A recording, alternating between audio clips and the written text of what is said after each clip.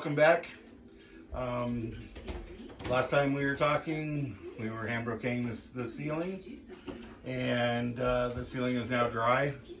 And so I'm just going to go over the dry scraping, which I talked about earlier. And it's basically, as you can see, it's just all dry, regular old drywall mud now. But as you can see, as I pointed, this is the same one I pointed out in the video before.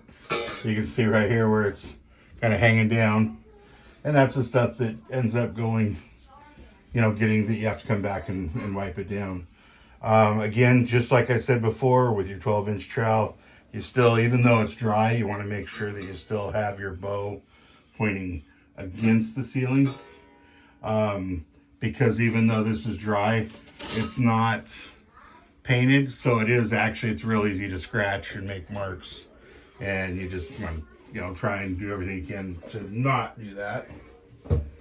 And for doing it, it really is it's simple and easy, and just a matter of wiping it.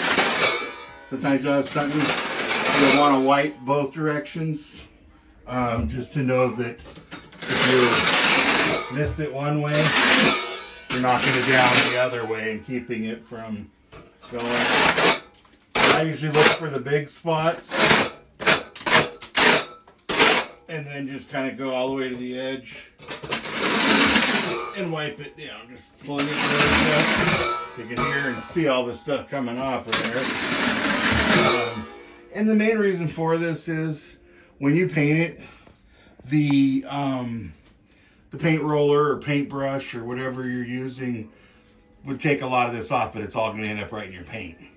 And then you're going to be fighting that. So it's best to just take this time and this step to go ahead and just knock down all of the loose stuff.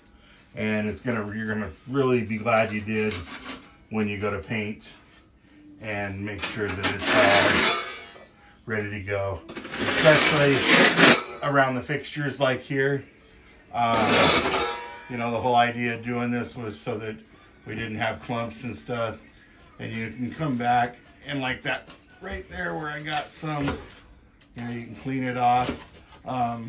Take the drywall sandpaper, even knock it down a little bit if you need to. There's a good chance that it's going to sit there and look just fine.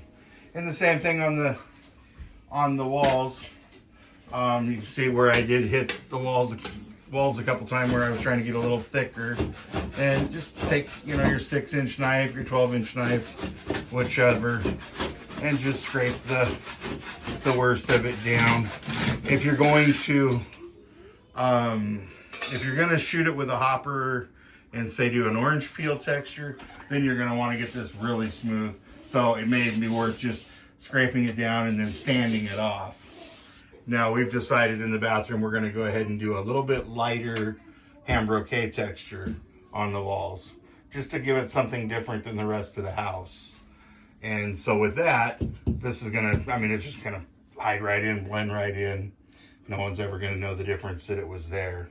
But even with doing that, same thing, I still want to scrape it, make sure I got the worst of it. So that's really about all there is to dry scraping.